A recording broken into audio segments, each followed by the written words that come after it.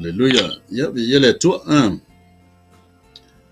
tai le tua wa tato ria mai fo le nei tu la fiaf ya lo fa malanga le yo le tua le mana yo mana vo ngal venga le o tato mo mai fo ile vaenga fo le tato po kala me pe masani ai va ya fiaf yo va ya so taitas le fo la wa tato fe lo ya vi yele tua o lo fa pe ona mau lo pe lo na lo fa mlo na ngal le il fe ngai fo tato yo tato to fi mtu tem bala wina i tono tato ainga ya so se me lo fa pe na ye yo tato tiu te tau ave ya e fatalo fatu le nei tu la fia fi so fa manu malo Yesu Keriso te fatalo fatu ile sufa songa i fa fe ngai mo lato fatua ya te nane fo ile mamalu mo i o le tanto tunu ya so stasi fa mo le ava no e fa fonga mai ele nei fo i tu la o le tato por kalame le nei il mana vo ngal venga o te fatalo fatu ya te to malo ta wata tiu te mfaiva ano le on sa ya ye manatu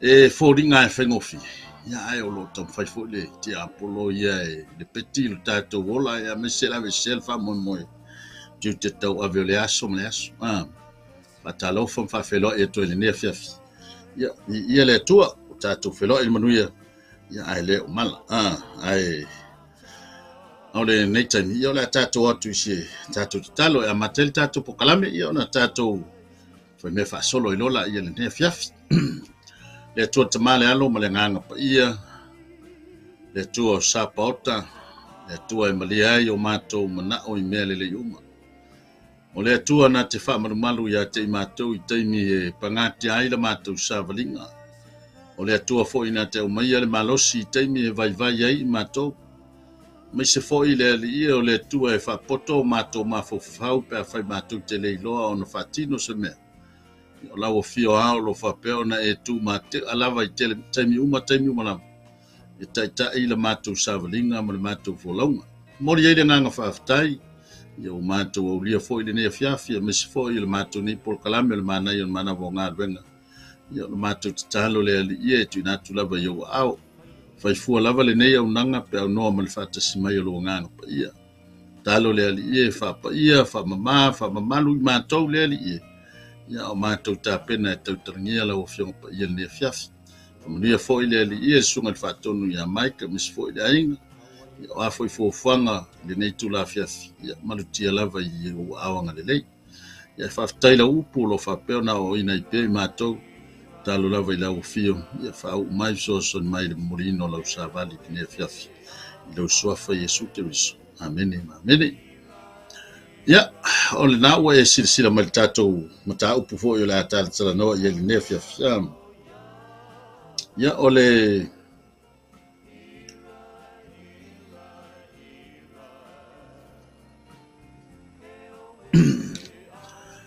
ole tu se salamu lona salamu e lusu mal fitu ya lona foi pulina fanga ia tu foi pono ya o dale la au mai ina i sina mata upu tatou tala no foi ai ma mai sina sa vali mo tatou tu se salamo e lua se ful mal fitu ya alona foi upu fa ia fa solo tu se yo o foi pono fa talaina le sa vale le ne fia fifa pe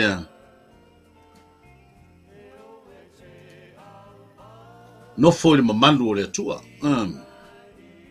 no foi ile mamalu o le tua salamo e lua se fitu pe fa ya nga ya tu pe ono le la fe tawina tasile me wo le tua ya Yehova o me la vale o te sa ili tua ya o nofo ile fale Yehova ya so uma o lo wola ina ia o wiloa tua le matanga o fio Yehova ma o sa ili ilona malu awana te fa lilo ya ta o ilona fale pitanga ile aso vale na tena tia u ile melilo ilona fale fitafai na te fa e tia u ile papa o le nei e fa ya ina lo ulu ilunga o e waita mai ya tau o e si o ya tau o te o si ai taulanga ilona fale fitafa male alanga fia o te pese ma o fai pesenga ia Iova. Ia o tātou ma tā upure nā lele a tātou ma vai ia le nefiafi. Ia pole ase tā ua fo i o lo whapeo na tau mwhai e mori mai mo tātou. Ia ina ia lava tā pena i pe tātou. Tātou pokalame le mana i o mana vau ngalwenga. Ia mori atu se upu e toi wha malusi ai leu sa valinga i le nei fo i o auli. Ia pole nei fo i fiafi u wha ngā solo. Ile foi upu e whala le na ua whiliwhilia. O foi upu e whanga i le ono. E tasi le mea ua wole atua ia Iova. O le mea lavalea o te sa ili atua i. Ia au nofo i le whale Iova. Ia so uma o lo wola. Ina ia o i loa atu ai le matanga o fio Iova. Ma o sa ili i lona manmanu. Vaenga mo mua o le. Foi upu le nao ia upu whapea. E tasi le mea. Ua wole atu ai ia Iova. Tasi almana o ngā o tā vita le na wala awa i le atua. Ia wa tala noa i mana o ngā. O le vaenga pito i sili leo na umi o le teimi o tānu sanga a tātou Samoa. Te leilo tala noa au ia tātou. Tātou Samoa ua o umasani lava leo langa wha Samoa. Ia mai se foi o teimi o antatalo man tālu sanga. Ia nā olo o vaina le talo wha Samoa i vaenga e tolu. O le vaenga mo mua o le whaafitai. Vaenga e lua o whatu e senga. Vaenga e tolu o mana onga. E alu alua la le lai titi o le whaafitai, le titi le whatu e senga. Ia e olo le teimi o mana onga. Ia e lawa ia le tele o mana onga o tātou Samoa. Mata mai Samoa, Sau New Zealand, Aluaku i Australia. Manui e o ma o alofa fo i mai lea ma lea. E leo se me leanga. E ai ma se whale tonu leanga o so tanga leo o tātou ma lea tua o tātou tatalo. E fia fo i whira ngalo lea tua e tau watu ia te ia mea tātou te mana na o ai. Le ase mea tātou te mana na o ai. I nā ole atu ia i lea tua.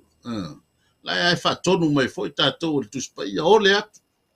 Ole atu, o le ase mea tātou te mana o ai, ole i le atua. Le ase mea o le mawhai tātou whaia, ole i le atua. E le aia la se wha le tonu o le tele ma le ano noa i o tātou mana onga. E whaia i luma o le atua i le aso, ma le aso i a tātou te tala. An mana onga la vai o tā vita e pena, i le whi au le nea fiafi. Lawe mai, e tasi le mea o te ole atua i a Iova. Bai leo le vaenga mo mua o le mea lava lea o te sa ili atuai. Vaenga mo mua, ia o nofo i le whale Iova. Ia o nofo i le whale Iova. Tanuai e tele ia malu ma. Na ia po temples na whapeo na whaia e tāvita. E tu uaile atola au. Ia po o Tapeneko, ia o whale whetawhai. Ia e le o ilo tonu po fele fa tau ia i le tala le atavita ia po tala no fo ia ngai le manu le no fai Solomon e siona tali ia po le me foi o lai fa autu lava le tala no atavita ile mafutanga le tangata ma le tua langa e mafai fo io na palai mai le manu fa le tino po le falesa ia po malu fo yo lo fa pe on tato lotu ai ia po ole peila on tala nota vita i Tapeneko me fa pe na o lo fa pe na fa ia tu wai da tola au le tu ia fa fo na palai mai yo tato tangata ma le mafutanga va la lata tangata ma le tu ia o tele loa ia te oe malau le nei fo yaso ia pe na maua se taimi o lau sa ilinga wa taimi tele taimi e pisi e tangata tele taimi e pisi e tātou i tātou tiute mo tātou whaiva ma ngā ruenga o fuafuanga whale ainga. Ia ai e iei le taimi e tā ua o le taimi lava ia le taimi pānga noa o tangata ma le atua.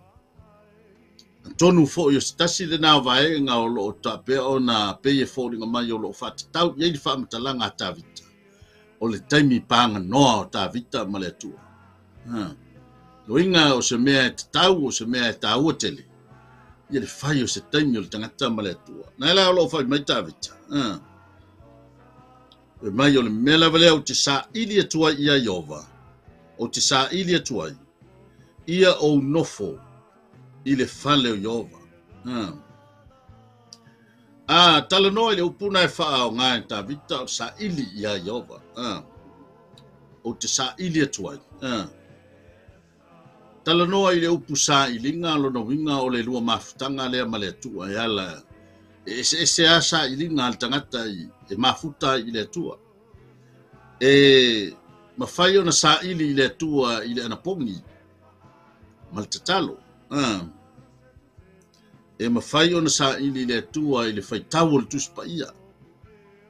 En whai o na e sa ili le tua na o e ama si au ia ki tara e te nofo o ia ma to meditate le lofo le tua.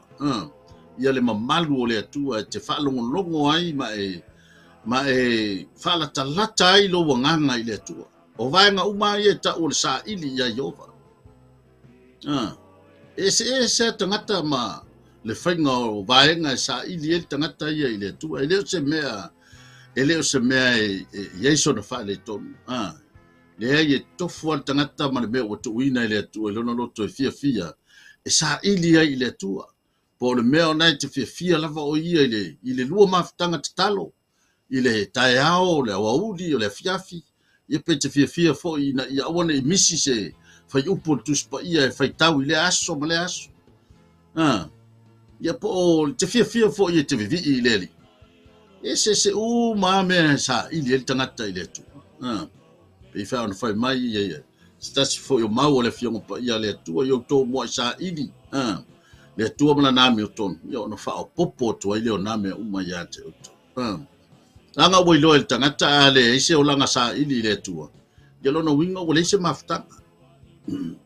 O le mafo anga lea ya lai ona fata ua el tangata se whainga e whai eila na sa ilinga i le tua.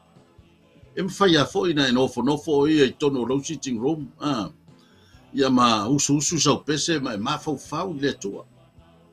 E teilo tele o taimi alu luala usu pese wai ma wai fo ia au nistai. Te ia ua malingi o loi mata i se pese leus. Esa, ela na malingi o loi mata o na o la ua pai maile, wa ela ngona ina le mamalu o le atua. Anale tala nota vita.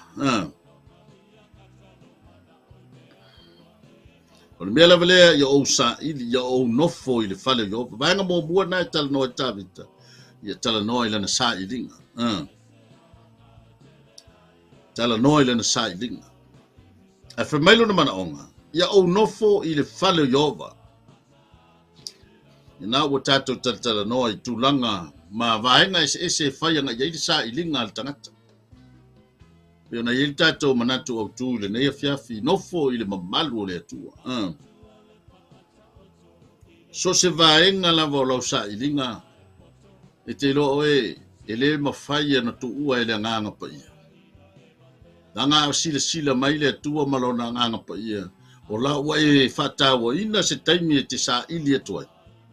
E tasi le tūla, po le tolus full minute. Te loe au wai ai fo ile nganga pa ia i lau sailinga. Ia le tua.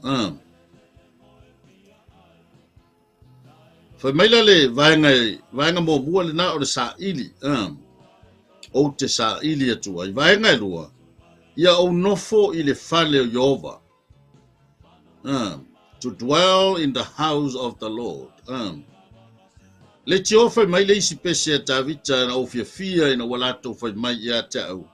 Tātou te o i le fale Iova. O lo tau fo i le tauloto masani i le fai unga o salamo e lua suma tolu.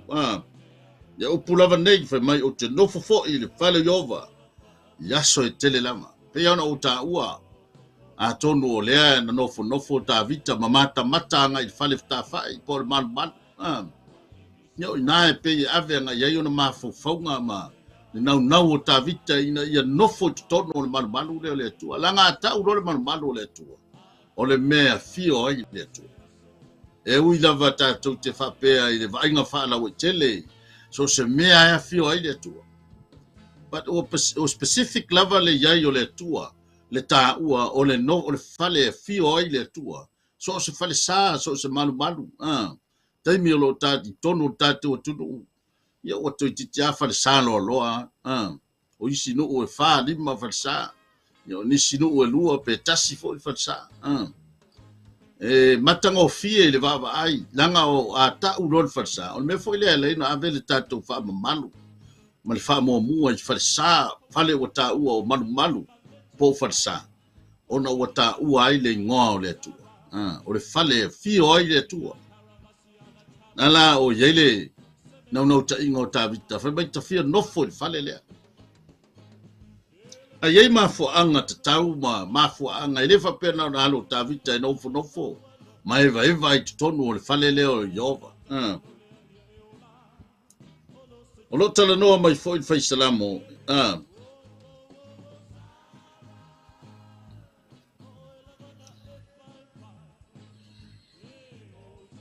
Mana ye yo mafuanga na o lo au mai ele fai salamo. O mafuanga ya lai ona nau tavita. Ina ia nofo i le fale Yehova. Ese le mana ia. Hallelujah. Ina ia o wiloa le matango fio Yehova. Ina ia o wiloa tuai. Le matango fio Yehova. Ayo. Ina ia o wiloa tuai le matango fie. O lo nofo i tonu o le fale Yehova. E te iloa ai le matango fio Yehova. To behold the beauty of the Lord. Winga o le fale te la ngona ai le mamalu o le atua. Iloa o e mafutanga pe ao tangata e mafuta i tonu o mamalu o le atua. O le taimi ai sao fai ai le toi ina malelo matua. Ni le sona tu fa solo wa me ia na va ai mata ia le fa wa o ma le taimi o matua ia wa ya le sona ia so se taimi ata te va ia o fa le tamama le tina matua tono le malu le tua ia so o tala titi sa fa i lo le to ina malo matua mo ini lo fa sina te talo leo o nai lang mo asa o lo lang ngona le tamama le tinale le mamalu le fale la o ya fa mai na te lo ai le mamalu le tu mo maule ata vita me o te fia no fo le fale o Yehova nga o te lo atu ai le matango fio le tu hallelujah no winga ele o se fale ave ye ni fai ni su nga tala po il fale te mafuta fale nganga ai le tu hallelujah o le fale te mafuta fale nganga ai le tu e ona yele upu masani ai tatou e yele meta o le fale e fo le meta o le ano fale le ngata le fale a lona ano fale ngolo tala noa le ngata le tau o le fale ai sili fo le tau o le mafu anga na la yon file fale ala fe mai ta vita o te fia no fo le malu le te fia no fo le fale Yehova aisa o te loa tu ai le matango fia o le tu o le onga mo ta ua i sia vaenga o le mafutanga vavala lata lea po le the presence of God e te langona ai le mamalu le tua te le tau o mainisi e momoli ta ua i te mamalu lea o le mamalu lea o le tua o le mela vai a le tangata la tau o lo iai o lau staimi e te sa ili ai le tua o ina te langona ai e te mata ai le matanga o fia o le tua ese le tele o vaenga o le matanga o fie le te ai ai. O ai me ta o matanga o fie o le tu. Hallelujah. Na ngona ilo na mamanu. Na ngona ilo na siri ese. Na ngona ilo na alofa tu noa. Hallelujah. Na ngona ile mata utia. Le siri ese o ia o le tua malos. O winga tau o loa uma na o le tua. O lo o faa lia ilo na mamalu malona matanga o fie. E te langona uma i le taimi e te mafuta fale nganga ai i le atua. I to tonu o lona fale po lona malu malu. Po le fale o ta ua o le fale o le atua. Ma ina ia o i loa ai lona matangofi. Le ale matangofi o le atua. E te langona ai lana wha malolo. E te langona ai lana wha manuyanga. E te langona ai le malu o lo loto i se meo ti ngā ai le lua mafutanga. Ti ngā ai oi te tonu le ainga po te tonu fo o mafutanga i e ka le sia te tonu o whalewhai ngā ruenga. Ne whai mai e li tala le poto whai mai o te mapu atu ia ao lo atua. Tanga i nai langona ai le matangofia. Le matangofia nā naitala noa i ai whai salamo. Pino ele nei afiafi ma savali. Ma nai o mana vo ngā ruenga. O ngalo tātou whala talata i lalo ifo a ao le tua po lalo lona manu manu. Ia po lalo fo o lona mamanu. Tātou te i loa ai le matangofia o le tua. Hallelujah. Mai le siva henga ma o sa ili i lona manu manu to inquire in his temple. O le sota inga po le sotanga va lata male tua e te langona ina pea e whalata lata i ate ia. E whemele ia kopo e whalu po e valu ia outou whalata lata atu i le tua o na whalata lata mai lea o ia i ate outou. Hallelujah. Antono na e whafonga mai le pa ia malu i lato e fia sa ili le tua te talo manana pongi. E te langona ina so se taimi te talo ai pe te tōtuli pe te sawhai ma te talo ma mafuta whale nganga i le tua. E te langona le mamalu le tua. Hallelujah. E se le tāua o le tanto iai te tono le mamalu lea. E ona fai mai le tanto o tu nofo le mamalu le tua. Le ale tele o tātou tiute mo tātou whaiva. Me umolo tātou mo vala wina hai tātou i lea mea malea mea. Ia whaavanga vanga lava se taimi. E whai ele mafutanga tangata maletu. Whai asi na taimi e te lua mafuta ai maloa tua. E te ala fo ile vailu a po. Sa valvali sitting room whai eisa uti talo. Le lua le nā mafutanga vala lata maletua. Hallelujah. Te langona le mamalu le atua. E ia la te te nofo fatasi ma angelu le taimi te mafuta ai leli. Le ase mena ti ngā ilo fina ngalo. E tuu i le atua i te langona ina le malu ma le file mu ma i le atua. E mo moli mai ele atua i te tonu o tātou roto. I taimi tātou te mafuta ai te tonu o mamalu lea. Hallelujah. Ia leli, mai ma o sa ili lona malu malu. O le sota inga le nā le tangata. O tāpena ina le malu malu o le atua. Sa ili e tangata. A whaila o le a le aise falsa. A le toi o e mal tonga vao, mal vao matua. Whea la e te alu e te sa ili ai. Hallelujah. Ia le atua. O le mamalu ai o le atua na ia te oi. E fua le taimi te mafuta ai. Pe te mafuta ai lalo le la au.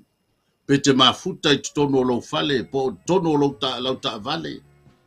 fai se taimi e te lua mafuta ai ma le atua. Se e toi whaalongolongo i le mamalu o le atua.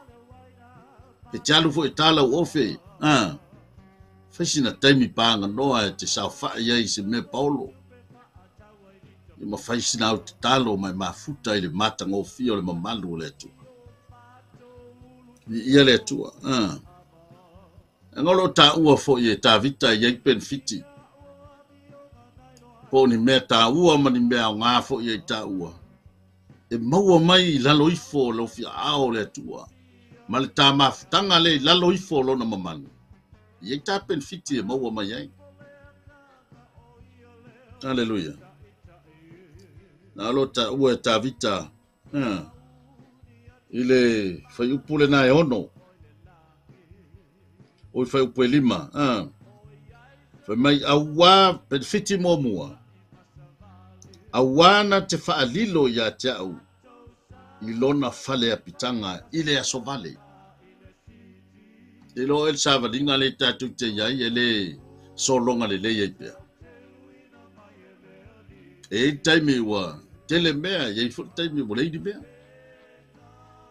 E taimi wa tele tupe iei fu taimi wa le a wa un fa sosoa. Nena e ta o aso vale. Iei fu taimi wa pangatia ai ta ua i se mea le i mafofowina. Fafita uli tutupu. Hallelujah. Taimi na fai mai a fai tate iai lalo ifo lofi ao le tua. Ilo e la ngona ale filemu. Yanga o lalo ifo na o na lofi ao lo ta iai le tonu o fale a pitanga lea. Lea fai mai o le mai a ta vita na te fa lilo ai ta ua i tonu o lo fale a pitanga. Pea fai o mai a suvali. Hallelujah. Mel benefiti lona lua na lo tala noma ye ta vita. Na tena tia fo ia o ile melilo. Ilona fale fetafa. E vai yo. Ele ngata o le maita o i tonu o fale apitanga. E fe mai o nai na ita ua. No inga o le ale le wingo le fa mutala. O inae na nai lalo me ia na tau mai mata ua. O loto popole, o le loto, o le mautonu, le loto mafatia, o le loto whanoa noa. Whi mai o le alitala ta vita, whi mai e nā tia me ia. E nā tia le me lilo, i lona fale a pitanga. Mai le malpenfiti muli na lo ta ua mai na. Foi mai na te fae e tia hau i le papa. Fae e tia ta ua i lungo le papa. Hallelujah.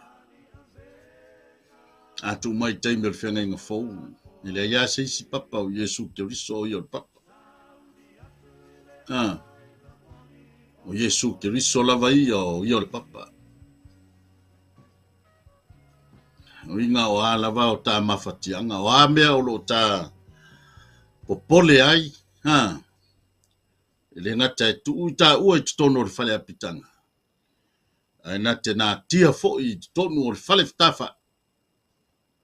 E mai wana ia wa fae e fo i a te ita ua i lungo le papa. Hallelujah. E tutupu mene. Pe a fai e maua se taimi i tate mafuta ai lalo le mamalu le tu. Hallelujah. Tau na wha vanga vanga se ta taimi. Tate mafuta ai lalo le mamalu le tu. Hallelujah. Ke lo e maringi yo langa o kako popo. E maringi yo langa o mafatia o tato mafufa. E maringi yo langa o tutupu mea e le mawhai na uma. Uma antu le si fale velave, sau le si fale velave, uma aku ka milo mai o le si fale velave, elwaku le si fale velave. Me sia foi, tu ia fale velave, me ana ia pito, tono e fito, tono a inga ma. Ai o fa fita au li tutupu.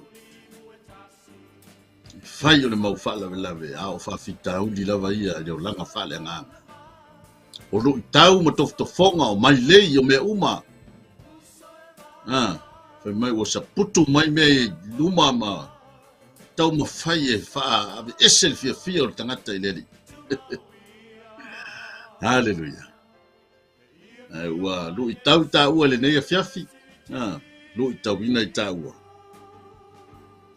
i te tau on tato iai la loifo alofia au yo le atua e ngata ta te sa ili le tua ta te loa ailo na matangofie no fo le fale Yehova ta te langona ailo na mamanu ai mai se fo benefiti ta te maua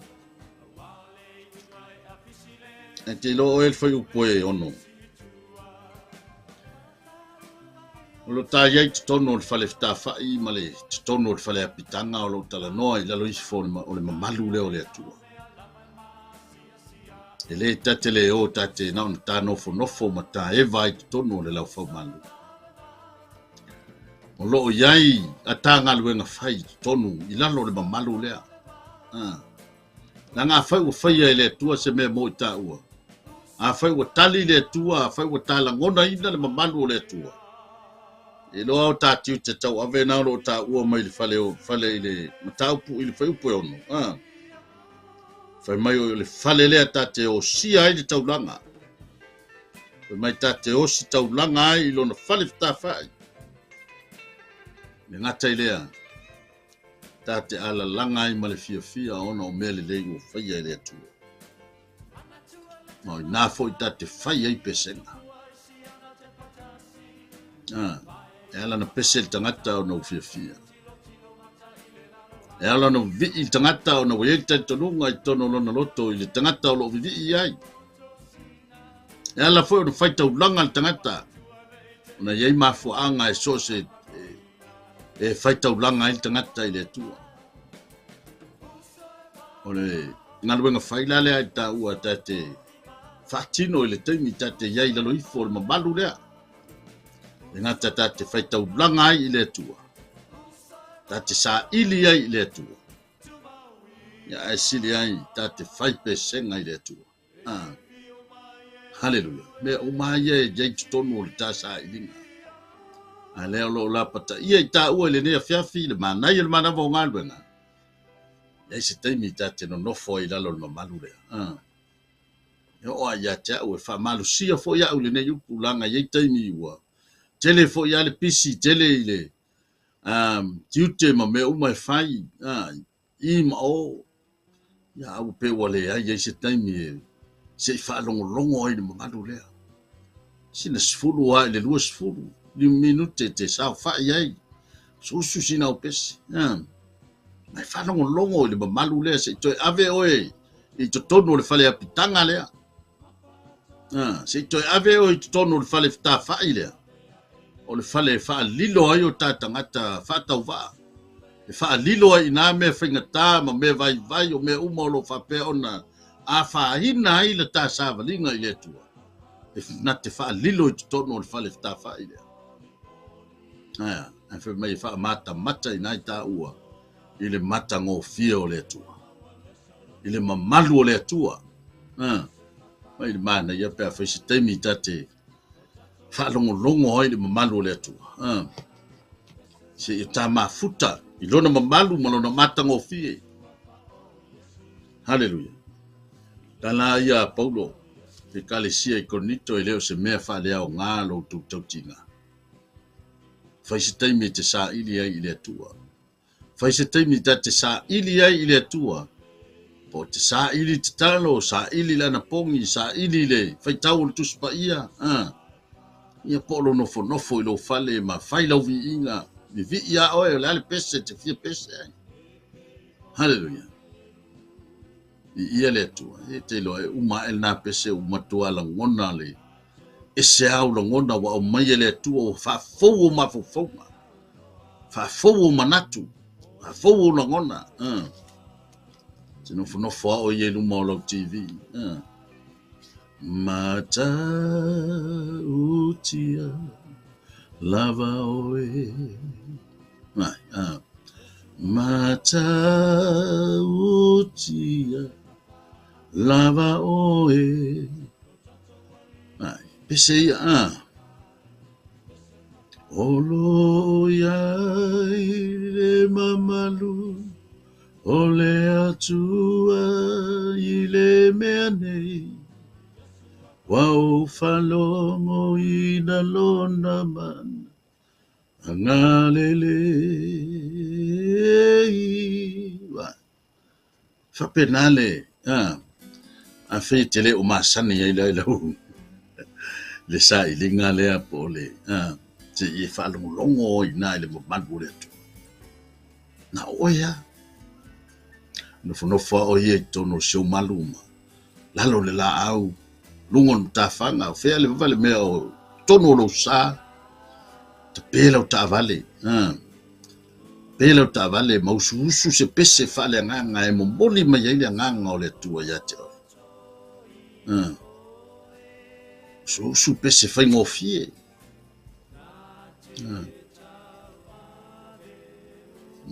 mai le vavau i le whaavavau tu maui o le papa ele malu elue aleluia pese fai ngofi le ali le tu ai le fai mea ma fai yo le tele o taimi o sa ile cha ile ya pese fa pena taimi o te mafuta ya o ile o te pese a o ia ma o mafo fa o ile ono ina te fa lo ina le mamalo le tua yo pula le tua mo ta o le fiafi na se toi lu tau se toi ti mai fo ile ne fiafi ti toi aveta o i lalo i fo lo fia ao le tua o lo iai lo na mamalo no fo il mamalo le tua yo le pule mo ta tu le ne fiafi ya o afo i lava singa o toi mani fo fanga ia ianga leo le tua ia whamanuia ia te utu umalava ia whaftai tele le whafonga mai o tau fo ua whaavanoa tau teimi lunga o Facebook o lo e whafonga mai ai ia whamaruru watu lava o le mwhai o na laura watu tau swafa ia helo silfia le tua lau whafonga mai foi ia tele lopo se upu lava ia whai awa na o ele views o le fiafi ia lo na winga o le upu ana ia na oea na whai peto fia foi ni views le ne fiafi ia o ina tau ale na o lo fa pe ona tala no ia ma oi ma o lo tala no ia le fio pa ia le tua ia fa manuia le tua i fo fanga o le ne fiafi lo fa tele lava mo le malu le tato tunu fa fo mai lo foi mo sunga CEO me se foi le faltua ma fo fanga o fe ngai ne fiafi ia tato te mo fo filo inga ste mi luma ia ai mo le temi nei ia la fa tato talo tato fa to fa le ne fiafi fa ta ma Mori ale nganga whaaftai la o fio. Wei, toi au mai ale sa tonga ma fia i tonu o mātou loto. Ala lava lea lea li o mātou te iloa, ia ele ia seisi me maua ia i sa tonga o tangata. Na o lalo ifo le mamalu lea e pera mātou whaalongo longo le nea fiafi. Ia o le anta o lo mātou iai pe i lalo lo fatu noa. Talo whamanuia i mātou uma lea li ia i whaalongo longo nea fiafi. I lato fo i la mo se ava noa. E whaalongo longo ai. Ia i lava pean le ali ia le wanganga pa ia alu pe male mana ia la upu pe na tu ina le fiafi o matoloto ia whamanuia la o fio o whanga o toi ia i pere mamando la o fio lunga ia te mato ono Yesu te riso o mato whaola o lon suafu o mato wole mawala au toi nei amene amene ia whamanuia le tua i fo whanga o non suafu Yesu so i fua mai manuia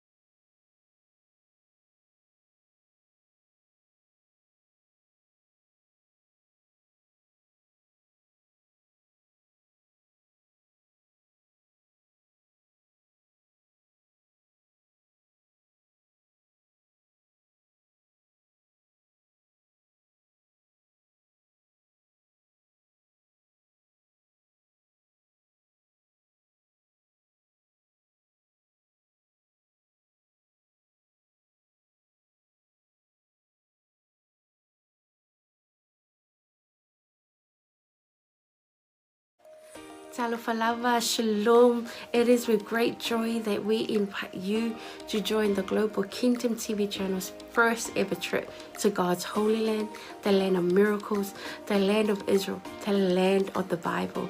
You get to walk in the footsteps of Jesus. You get to see firsthand the cities, the places he performed many miracles. You can take a boat ride on the Sea of Galilee, see the surrounded towns and cities that the Gospels write about. You get to see the places that the Old Testament talks about, the places where King David hid from King Saul. You will see the Dead Sea, the lowest place on earth. You get to visit Jerusalem, the eternal capital of Israel. See where Jesus taught the scriptures from the temple. You get to pray at the Western Wall, a remaining of the temple. You will get to see where Jesus was once buried and realize he's no longer here because he has risen and he is alive and he's soon coming back for you and I. The journey to Israel will affirm your faith in him. It will confirm the teachings that we read about in the Bible. It will give you a deeper understanding of the Bible. It will help us in our journey of faith here on earth. And I encourage you, take this journey. It will change your life. It changed mine. God bless. Shalom, shalom. Talofa Samoa na tunu pele. Ia fa talofa atu le fiafi ngo sua la ulu. Pulfo matamua sa longa ifo. Fanga ia mpalauli. Ia ile tausanga e tasi le lua afe fitu. Malese lua afe survalu. Ia sa yeisa no malanga tua i sa elu. Samoa na tunu pele o te whaftaile atua o nawa no le lei. Ia tatonu fo. Lo ia te oese la ngona fa pena na e fia alu pa ia po no le atua. Ia ele se taimi po e talo fo ile atua mo se taimi. Ia le mi le lea lua afe lua lima lo fa pena na ia fa moe moe le tatu malanga. Ia fa te fia malanga mai lo ainga. Ia se noa. O te fia ia se la ngona sa ruitawina ilo tangata ino tu mo va ai le mongo olive. Ia lo ia il perfetanga le tua le malile fio fa lua mai o Yesu Kristo. Ile la lolangi nei mai o le a fio mai o ia ma tu vai on au le mongo olive e fa fia ngai male malu fo ilea Samoa a e fia i loa tiri nei lava a mea matango fia na faia le tua na tupu mai o le atupu fo ia loa no le leile tato te malanga tu ai ia Israelu awane ingalo ia te oe fa mlianga le tua ia o lo ta tia yo ta lima ia ta ua la volo ia il fuanga fa so tai pulenga tato Global Kingdom TV ia mapuki e lo so vanoa awane ingalo o se fia nga telefo ilo nei tangata ona ele tasi se site lo va bena ona tala no matus pa ia tau sanga malava ia lo malanga lo failoa mai ele au la to le fa bena archaeologist ona maua leva enga o le mena si fia ile nga mi sia i no pa ia Samoa ta pena le lua fe lua lima o ina te lo polo to e tul maunga olive ia e fio mai lo mai Yesu to sanga ia funia le tua fa ia fuanga ma plan mai le nei taimi se o atu le fa moe ona o Yesu. God bless you. Five time. Hello, Talofa Lava, Pulabinaka, and Shalom. My name is Deborah Tuimbao, and I had the honor of visiting Israel twice, in 2018 and 2019. The experience really changed me. It was an experience of a lifetime. It was transformative. It was eye-opening. It was such a great time. I had encounters with the Lord that really changed me, that healed me, that I did not expect. It's one of those experiences that you have to go for yourself, to experience for yourself. So if you are planning or thinking about visiting the land, I encourage you to do so. Go ahead, invest in a trip and go receive your portion. God bless. Ya, salam Talofa Lava, wa pa ang to Global TV so se tonela lang ia ole o sia Paulo Poutoa futi pali ile le ngoa ia ole lua fesulfa na o malanga Israel ia e sel tau so o lo atua ia o se mesa famani na ia ole o le te la mea le nei uma ai o se o lungo le mango fulu inga le na tatalo ai Yesu Keriso ai tu mai ia dia ma mo se le si tu ngango la ngonga ai se va ngango la ngonga ile nganga pa ia le tu ia awalo fa singo manga fo ima ile o mai male fa ngai le tu nganga luenga ai o lo sila mai mo nei tu la ia o te le sa un le simalanga le tato Global TV ta sang fo ia fe mai tala mai au ta wa yo lo so te o le tua fa yo lo talo le tua ai ma na ia fo o te sorry fo i au le tua sa fe malanga lu ia te tekto ne mo finish fa mo yang ia fe mai tala mai au fa fo Yesu Keriso amen. Talofa Lava and Shalom. My name is Shivani Sharma and I led the Salmon Delegates for Israel 2022 and 2023. And both groups went to Israel for the Feast of Tabernacles, which was around September and October of both of the years 2022 and 2023. And I just wanted to come and share some encouragement and some quick encouragements for those who want to go to Israel this year. Israel is the Holy Land. It is the center of where our faith is as Christians. And I want to encourage you that if God has called you to go, to please take that step of faith and join the group that is going this year with Pastor Michaele.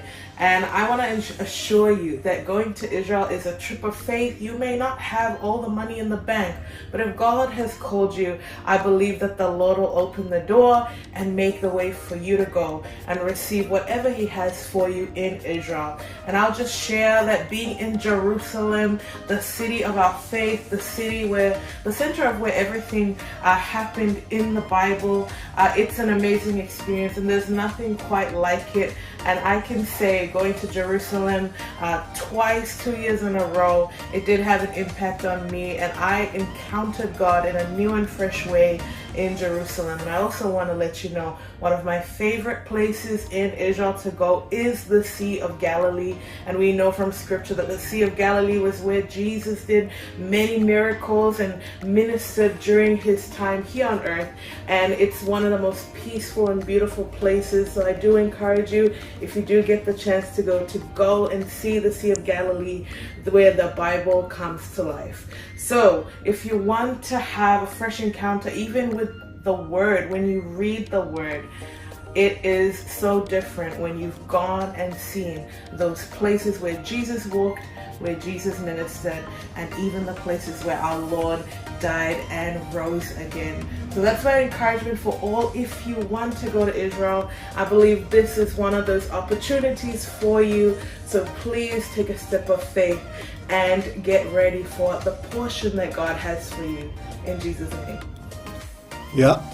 Fatalo fatu pa ia malu Samoa ia olo wingoa o Ioelu maninoa ile tausanga lua afes fuluvalu ia o tausanga le na tatala ile li isa vanoa te malanga atua Israelu ia o se fatu puina lava le fia ma le oli ona talitonu ese foli faitau le fio ngale atua ia ese foli vainga ina walu ma vai matula ele ia tele lava ni luitau na o mai ia ai pe lava ole na o vai ai le vai tafe o Yordana ia ole vai le sa baptiso na ai Yesu ia ole sa fatino ai la mato baptisonga to tele mato limas fulu fa i matou sa fai en matou baptisonga i sunga foi fa whengainga pe ona matou iai. Ia la ngona lava le mamalu o le atua sa fai foi le viinga, ma fai pesenga, ma fai le tautalonga. Ia ona o le anganga fa aftai i le atua, le ia vanoa tatala mai e le atua, ia a fai o iaise mo i mitinga, ia te oe te fia malanga le nupa ia, ia lo wavanoa le leilea, lea ua saunia le Global Kingdom TV, ia le avanoa, ia e fai malanga atuai, o no le suafo Yesu. Amen. Talofa lava, o lo wingoa o e seta wa suanga fa mui whaftai le atua mo le neia manoa o maua e mawhai ai ona o whaasoa atu i ate oe. Pe a whai o i ate oe se langona e te fia asia le no upa ia o le atua. Le neia fiafia te fia whaasoa i ate oe. O se filifilinga tonu, ma le ami o tonu. I lo wo atu iai, o le a e iloa ai, pei ona o wo iai, e te langona le iai o le atua i mea uma. Lea na o whaapea i foai lo uloto, le iti oa a moli mau le fionga pa ia le atua, na o si fea ngainga ma le nuu o Israel. Va ai i ai le manuia i so se mea, lau ele ele o la autoto o mea uma, manuia ia o le atua o lo talia Israel. A whaila o ia te oe se nau ta inga e te fiasia, e maua lo wa manoa, tātou te toe malanga whaatasi ai ma oe, pe a whai e te fia malanga, i le nei malanga o lo o tāpena nei, ia ona o le suafo Yesu, amene, ma amene.